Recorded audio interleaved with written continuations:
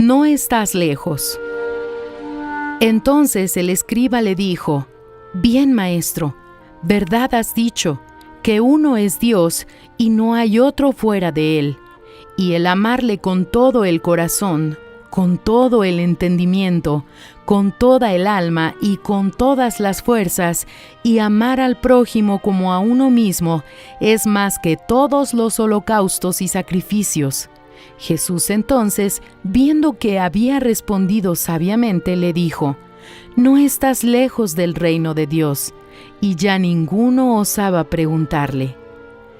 Marcos capítulo 12, versículo del 32 al 34. Él entendió lo que Jesús había dicho, conocía bien la palabra y había comprendido toda su teoría.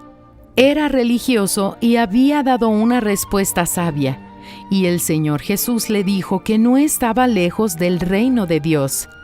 Él entendía que amar a Dios con todo el corazón, con todo el entendimiento, con toda el alma y con toda la fuerza, y amar al prójimo como a uno mismo, valía mucho más que cualquier ritual religioso, pero si realmente practicara eso, ya estaría dentro del reino.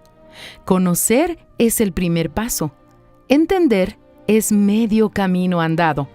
Pero solo se entra al reino de Dios cuando la palabra deja de ser teoría y pasa a ser una práctica de vida, día a día, de fe en fe, en los momentos difíciles, en los momentos en los que nuestra fe es probada. Es en la práctica que el amar a Dios con todo el corazón, con todo el entendimiento, con toda el alma y con toda la fuerza, y al prójimo como a uno mismo, habilita a alguien al reino de Dios. La práctica, día tras día, sin desistir, sin desanimar, es la que hará que usted deje de estar lejos y pase a estar dentro del reino de Dios. Y si ya está adentro, vigile, esté atento para no perder su lugar. No sirve de nada ser religioso y conocer la teoría. Lo que realmente vale es practicar lo que aprendió.